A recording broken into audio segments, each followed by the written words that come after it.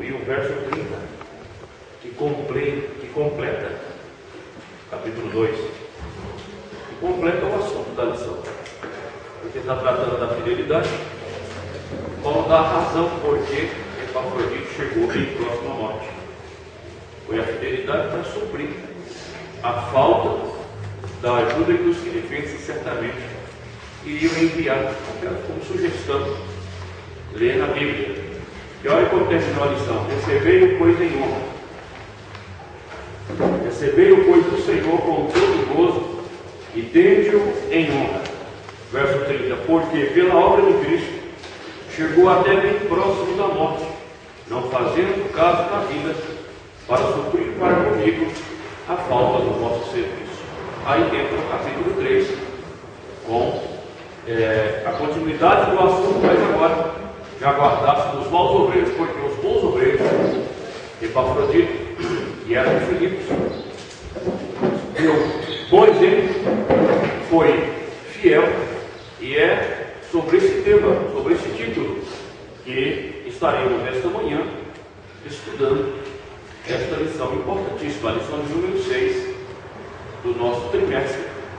Estamos estudando a Epístola aos Tessalonicenses, com um tema interessantíssimo: a humildade de Cristo como exemplo para a igreja.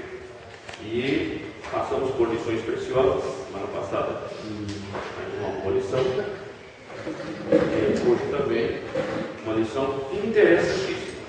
Eu gostaria de ainda observar alguns detalhes na leitura bíblica em classe, bem rápido, só para a gente poder observar que a fidelidade também está ligada ao nome, porque o caráter da pessoa, nos tempos bíblicos, estava relacionado ao nome, não se colocava um nome qualquer, assim como hoje se escolhe nessas revistas de nomes com caracteres estrangeiros, às vezes para dar assim aquela característica de dificuldade, né? Igual eu coloquei o nome do meu filho para 18 anos, fui pai com 19 anos, eu não tinha noção. E em vez de colocar o nome fácil, vou falar o Zafenate Panélia. Temos problema sério, porque o tabelião falou: não, isso não é nome de gente. Eu não sabia. Eu tinha lido na Bíblia, Gênesis 41, 45. Eu falei: não, mas está na Bíblia. Então vai aqui na igreja de Santa Catarina, que era a praça do outro lado, assim, aqui na Americana, perto do hospital São Francisco, único que tinha na cidade. Falou o nome do padre, eu nem me lembro mais agora, senhor de idade. Para ele achar na Bíblia e ele escrever. E a Bíblia do padre era muito antiga, daquelas com PH, ser salvo. E aí ficou, em vez de desafinado, parece ficou desafinado, porque o Z ficou TS, Xa. Eu não sei que tradução que era, até hoje eu não consegui achar nada que desse qual aqui. Não é hebraico, não é nada, é alguma coisa que ele tinha contra a interpretação. Então ficou desafinado e paneado. E o Turrão falou: põe outro nome, põe Silvano, seu nome é bonito. Eu falei: não, cara, posso afinar de Panéia, Salvador. Mas escrito desse jeito, eu falei: não, escreve afinar de Panéia, não, tem que estar igual para mim, né? E aí ficou um nome horrível. Nós vamos analisar esses detalhes interessantíssimos. Olha, no verso 19, em breve nos mandarei Timóteo. Os irmãos sabem o que significa Timóteo? Já tiveram a curiosidade de ver o que significa o nome de Timóteo? Porque aqui vai tratar Timóteo, Epafrodito, Paulo, enfim, os obreiros que estavam trabalhando juntos. Epafra e Epafrodito é a mesma pessoa. Epafra é a contração de Epafrodito, porque Epi é uma preposição e Afrodito seria o pai do Epafrodito, deveria ser adepto de Afrodite, a deusa Vênus grega, né? Então colocou Epafrodito, mas o significado do nome já vou dar daqui a pouco. E Timóteo, você não sabe o que significa Timóteo? Que honra a Deus, porque Timos é honra, Teos é Deus. Isso na língua do Novo Testamento. Timóteo é que honra a Deus, portanto, honrado por Deus. Interessante de ver 1 Timóteo, 2 Timóteo, a gente nunca vai atrás. Quer dizer, nunca vai. Vai nunca falar, porque não acha tão importante. Agora observe que a fidelidade está relacionada ao nome, a mãe de Timóteo. E o o pai de Timóteo, que era grego, certamente com influência da mãe, né? Então, queria botar o nome de uma pessoa honrada. Então, Timos, ou Tímio, seria não, é a palavra, o adjetivo para honra. A língua grega é muito rica. E com isso, você tem, até os meus vão fazer um curso agora, nós vamos ver. É até mais fácil para a gente depois, quando eu falar alguma coisa, porque fica falando, parece que está falando para a parede, né? Porque eu não estudei isso aí, não tendo a oportunidade de estudar, fica muito mais fácil para a gente aprender. Então, nesse caso, os pais colocaram que honra a Deus, portanto, o homem também terminou sendo honrado por Deus. Agora, o Epafrodito, que eu acabei de dizer aqui agora, se for observar o nome dele, seguido dos líderes, ele é devoto de Afrodite. Isso, o sentido do nome, Epafrodito. Agora, o significado é gracioso, amável. Então, Paulo tinha dois cooperadores, sabe, que além de fiéis, nos seus nomes, eles carregavam uma característica desta fidelidade, sabe? Que honra a Deus, e gracioso, amável, uma pessoa afetuosa, que é o significado do nome Epafrodito. No texto nós observamos aqui um fato, na leitura do verso 20. Vou fazer isso não, porque o comentário é o produto do pensamento do autor, é o produto da cultura bíblica do autor. Ele vai desenvolver dentro do que ele deu, esboçou, e vai passar o comentário dele.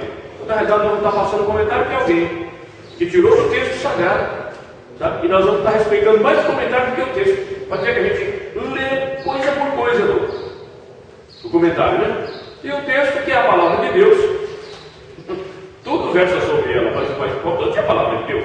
É ou não é? Pode escrever 1 milhão de livros, a palavra de Deus, quando você é a palavra de Deus, ela vai para o mundo humano. Né? É diferente, é igual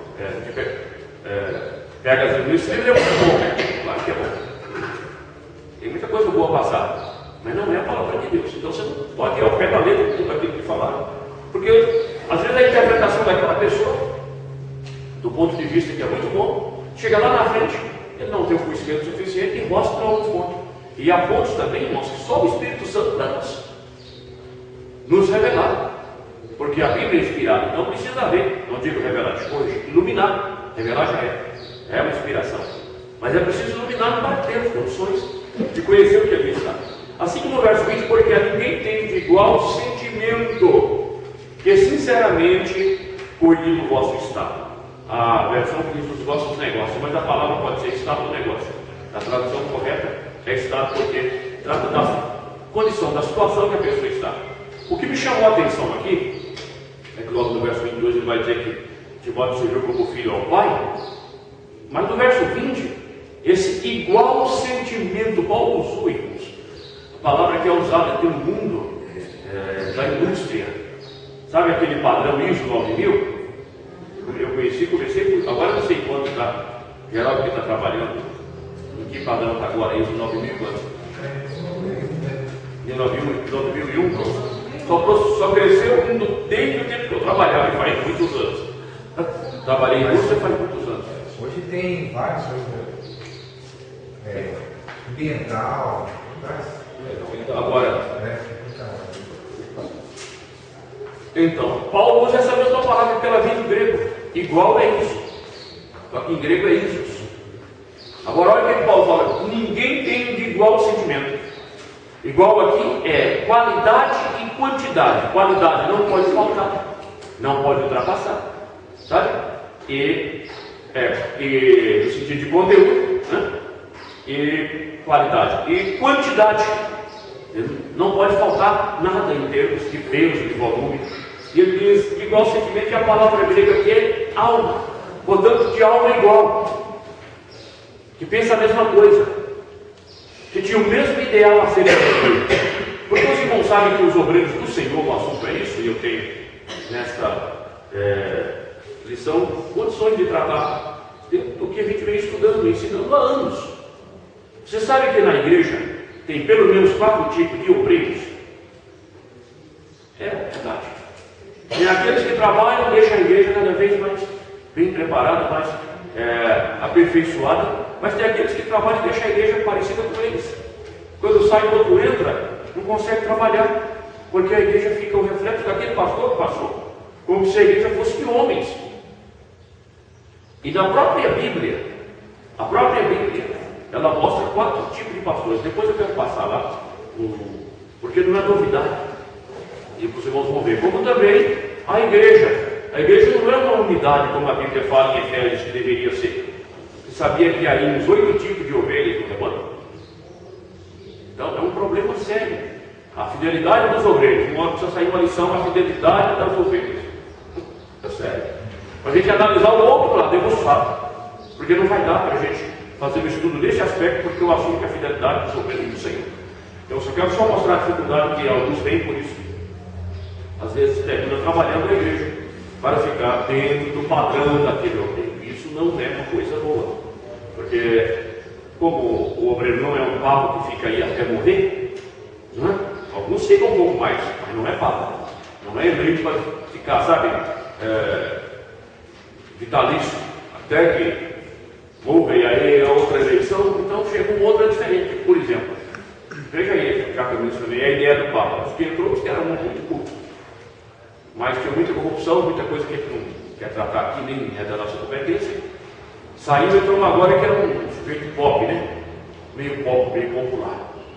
Era da ordem dos jesuítas, adotou um nome totalmente diferente dos outros, mas baseado naquele no Francisco de Assis, né?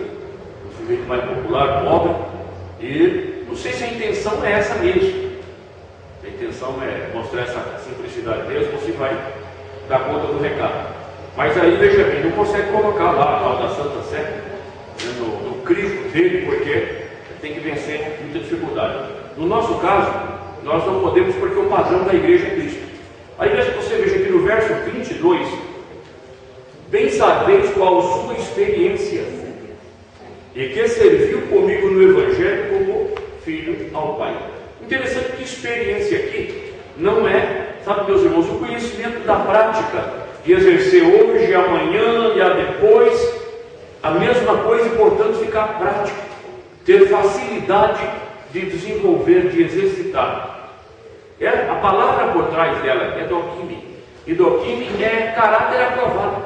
No texto da lição, o autor ele se tocou, porque eu fico um pouco invocado desses autores, comentaristas, no subtítulo 2, o envio de Timóteo a Filipos, no ponto 3, ele aborda isso, as qualidades de Timóteo, e lá ele vai colocar um caráter aprovado, que é o que o texto de fato diz. Então não é a experiência que o obreiro acumulou, porque dirigiu essa congregação, dirigiu aquela, resolveu esse problema, resolveu aquele outro, adquiriu experiência ao longo dos anos. Não é isso. Não é a prática pastoral. Entende? É o caráter aprovado. Paulo está observando aqui que eles sabiam do caráter aprovado de Timóteo. Lembra que eu disse ali atrás? Senão não faz sentido o que eu estou dizendo agora, que o nome Timóteo é o que honra a Deus. Interessante, né? No nome e no caráter, Timóteo era fiel, por isso a fidelidade. E ele aqui é o primeiro enviado, depois Paulo pega o obreiro local. Muito bem. E finalmente, eu quero destacar mais um fato aqui, só, porque é muito, e essas só são só pequenos relances que eu estou fazendo, pequenos lampejos, para não deixar a leitura bíblica totalmente em branco, só essa citação que ele coloca, verso tal, sem fazer uma profunda exegese, uma análise mais profunda do texto. E finalmente observa aqui, no verso 25: contudo julguei necessário mandar-vos Epafrodito, meu irmão e cooperador e companheiro nos combates, e vosso enviado para prover as minhas necessidades. Eu achei interessante.